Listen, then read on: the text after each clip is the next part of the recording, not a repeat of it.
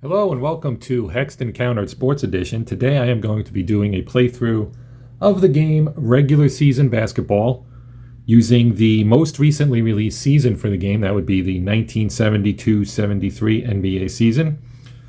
And that season featured a finals matchup of the New York Knicks and the Los Angeles Lakers. This actually ended up being the final year for Wilt Chamberlain in his Hall of Fame career. And ultimately, the Knicks defeated the Lakers in the finals. And this was the third time these two teams had hooked up in the finals, with the Knicks winning in 1970 and 73 and the Lakers winning in 72. So the thing about this game is it has two versions. There's a basic game and an advanced game, and it'll give you full statistics on the game.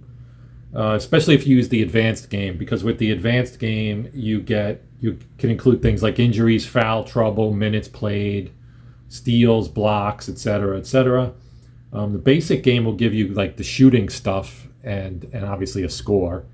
So this would be something more in the vein, I would say, of something like shootout hockey, which is very good but abstracts the action. This one abstracts the action probably even more than that, in that you roll and you will get a result that will tell you, shooting performances by various players and everything. But it's really cleverly done, in my opinion, and things will work out and you'll get really good results. But if you are expecting the kind of thing where you're making coaching decisions and, managing your players' minutes and all that kind of stuff, that is not this game.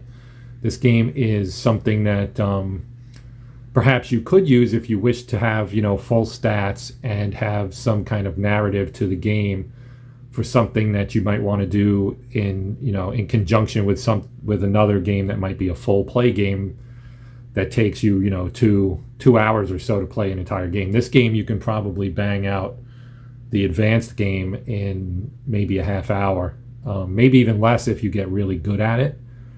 Because once I feel like once you pick it up, it's really not that complicated, and you do get, as I mentioned, good results and full statistics pretty much for everything for your players. So it is a good thing that you could use it for an entire entire season replay if you wish to. But in some cases, you maybe just want to play some one-off games, or as I mentioned, kind of use it as a supplement for a replay you might be doing with a full play game.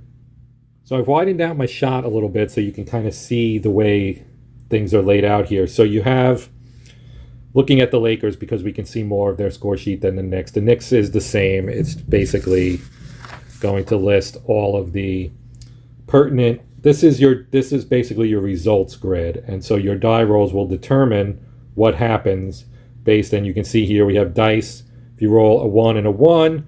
Then Dick Barnett goes 0 for 2. Jerry Lucas is 1 for 1 in that segment. The game is broken up into segments, and you will get results for each segment. And you'll see that Dave DeBusschere had an offensive rebound. Bill Bradley had a defensive rebound. Down here, you'll have assists.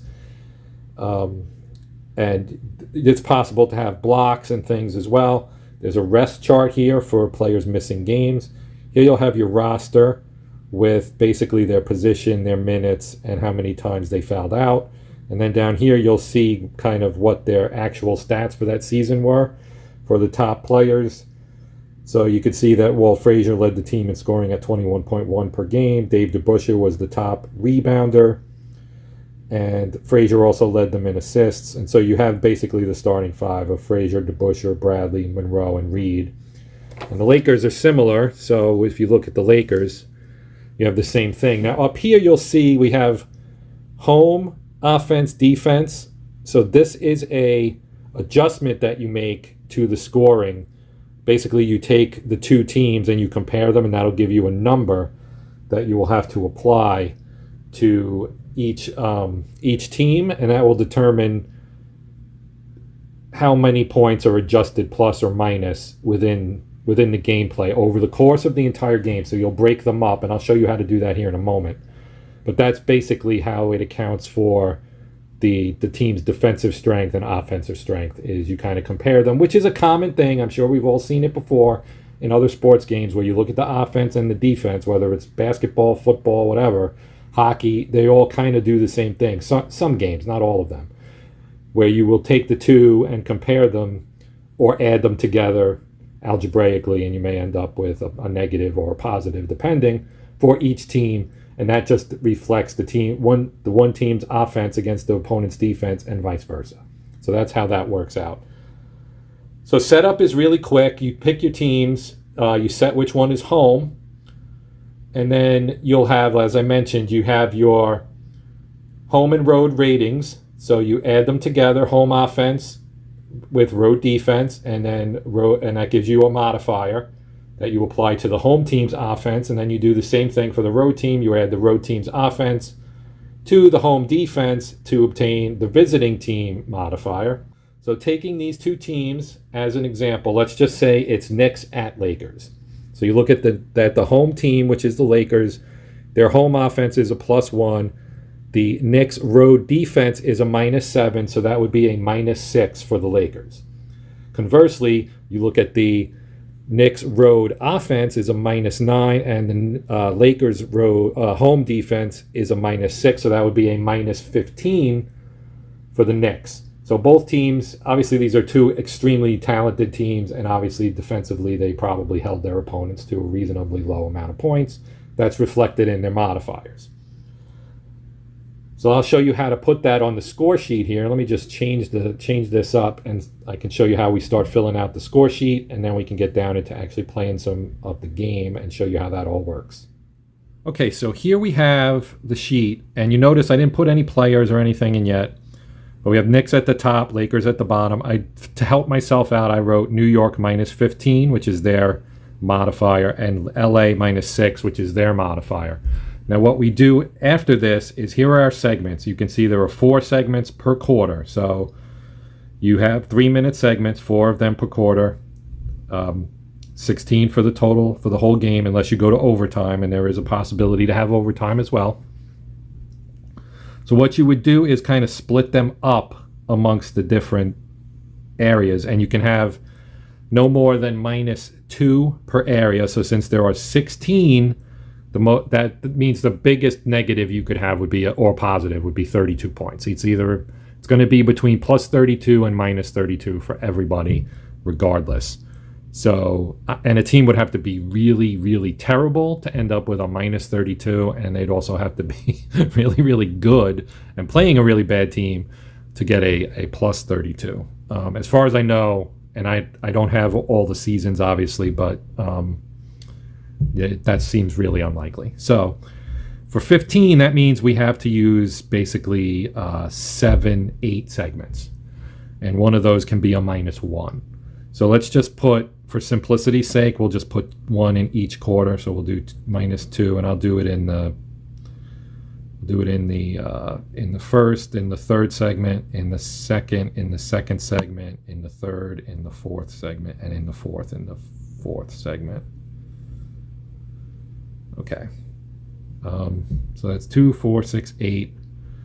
Now we got to do another 7. So we'll do 2 more here, 2 more here, 2 more here, and we'll do the -1 here. So now we have 2, 4, 6, 8, 9, 11, 13, 15. Now we'll do the Lakers, and we'll say they'll do -2 here, -2 here, and -2 here is -6. All right, so that's all you really need to do to set up the game, and now you're ready to play. So what we have to talk about now is how this works in terms of rolling the dice and figuring out each segment of the game. Okay, so a little bit more about the score sheet here. Obviously, you have identifying information up the top if you wanted to put the game number and the date and et cetera, et cetera. As we already talked about, this is where you're going to track your die rolls and how many points, and then your modifiers throughout the entire game for both teams separately. Then you have these numbers here, +8, +6. This is part of the advanced game for minutes played, because basically what happens is you roll the dice, and it'll give you, as I showed before, a player or two, or actually it'll give you more than one player, but they'll be listed in a certain order. So for the Knicks here, as I mentioned, if you rolled a 1-1, you'd have Dick Barnett, Jerry Lucas, DeBusschere, Bradley. So you would write in Barnett, Lucas, DeBusschere, Bradley, and then start writing in their stats. So then if you were using that minutes played rule, you would end up knowing that Dick Barnett played a little bit more, and as you go down, the guys down here would play less. So that's kind of the way the minutes played thing works. So it fluctuates over time, obviously. And the sheets are set up, and I like to deconstruct stuff, but I haven't done that with this game. But just from intuitively looking at it, you could say that it's going to have your more. Now you can see that there's the first player listed varies greatly. But I think overall, in general, you're going to find that your top players will appear, in these first couple boxes a lot more often than your bench warmers would. So let's roll to start the game. So we'll start with the Knicks as the visiting team, and we're going to do the first segment of the first quarter. Okay, we rolled a 66. So if we come here to our sheet, a 66 means Bill Bradley shot 2 for 4. Earl Monroe shot 3 for 3. So we'll go Bradley, Monroe, and then we also have Henry Bibby, Willis Reed, Dave DeBusschere, Walt Frazier, and then DeBusschere again.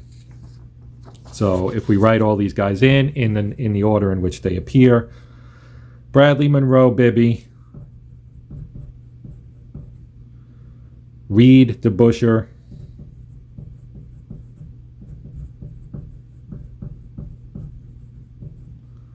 Frazier, and then DeBusschere again, so he's already in here.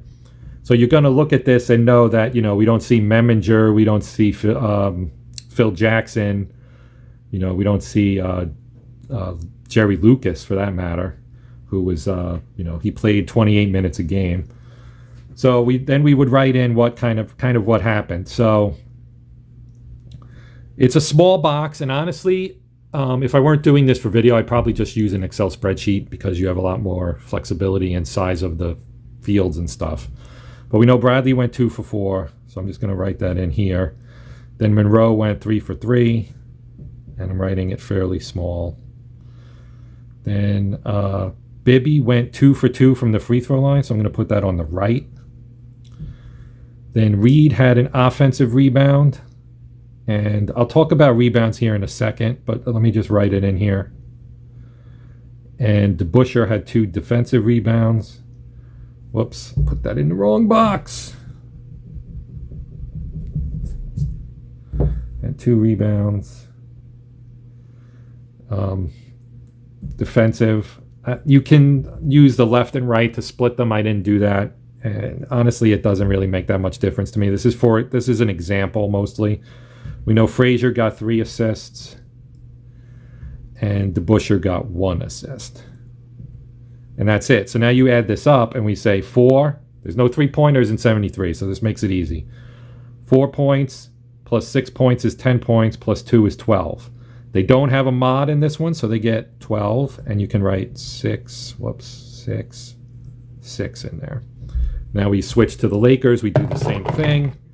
And they get a 1-4. So I'm using the red as the first digit and the white as the second. So they got a 1 and a 4. They also have no mod. We'll get the Laker sheet out. And a 1-4 is Goodrich 0 for 2. So Gail Goodrich 0 for 2. Let me move this out here. So we have Goodrich. And he went 0 for 2. Then Pat Riley. Yes. That is the same Pat Riley that you already know of as a coach. He went 2 for 2. Then we have, let's see, 1-4. Goodrich, Riley. Chamberlain went 1 for 2 from the free throw line. I'm just going to write Wilt because his name is so long. And we'll put 1 for 2. Then we have Hairston had an offensive rebound.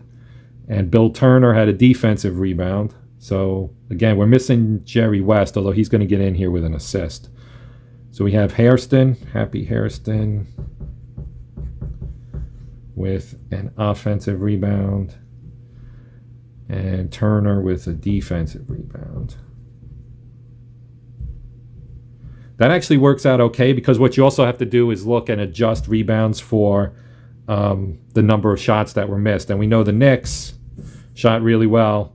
They missed 2 field goals and nothing else. And we have 2 rebounds. One of them's offensive, so that's fine because the Lakers also missed some shots. So you don't, you can, I won't go into the advanced stuff too much because there are adjustments you can make and everything. As I mentioned, the system's very well designed. It's impressive that they put this together. And as I mentioned, you get good results from this. Now it may not, as again, my disclaimer is it's not going to appeal to everybody because a lot of people like the coaching aspect, and this does not have that. All right, so after Turner, we have West with 1 assist. So we put West in here, and he gets 1 assist. And then you rinse and repeat. So I'm going to take the 2 team sheets back over here. We're going to roll again. This time we get a 33 for the Knicks, and a 33 is going to be Bibby, Reed, Lucas, Memminger, Reed, and Frazier. So we know Lucas is going to appear in here. The little 3 there is, I think, related to 3-pointers, if I remember correctly, which won't apply here. So we do have, let's see, 33. Bibby, 1 for 3. So he gets a 1 for 3. Then we have Reed, 1 for 3. Then we have Lucas, 2 for 2 from the free throw line. And we're still in the first quarter, so I'm still using the first quarter box.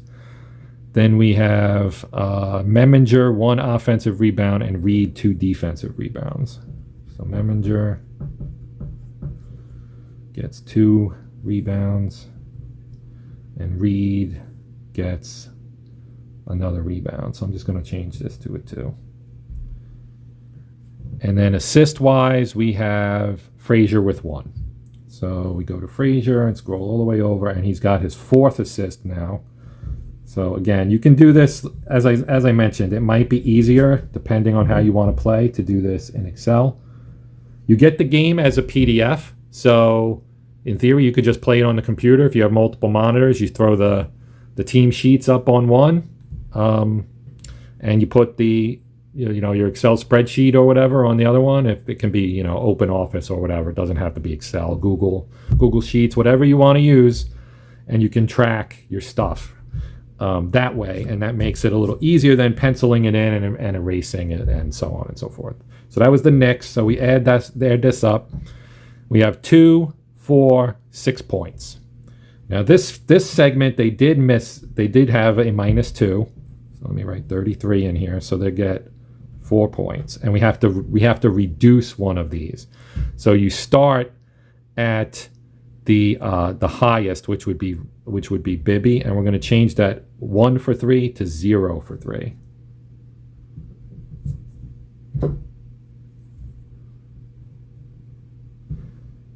Okay, and now we move over again to the Lakers. We'll roll again. Sorry about that. We get a 34, and so for the Lakers, for a 34, we get Wilt 1 for 2, Goodrich 2 for 5, Wilt 1 for 1 from the free throw line, 2 offensive rebounds for Hairston, 2 defensive for Wilt. Wilt gets an assist, and Jim Price also gets an assist. So let's move this up here. All right, so we start at the beginning again. Wilt 1 for 2. So that will make him, I'm going to just write 1 for 2 over here because that's not free throws. This is free throws on this side. Goodrich 2 for 5. So that would actually make him 2 for 7 for the game. So he's been kind of jacking the shots up apparently. So we'll write 2 for 7. Then we have Wilt going 1 for 1 from the free throw line. So I'm just going to change this to 2 for 3. Okay, and then we have Wilt 1 for 1 from the free throw. I just did that. Hairston 2 rebounds and Wilt 2 rebounds. So Hairston is now at 3 rebounds And Wilt is at 2 rebounds. And again, you'd have to add it up. Now they did go 0 for 3, and the Knicks were 0 for 3, and what? Yeah, Willis Reed went 1 for 3. So they went 1 for 6. So five defensive rebounds available. That's plenty. Again, I'm not going to overly worry about the advanced stuff and making sure the rebounds add up correctly or whatever.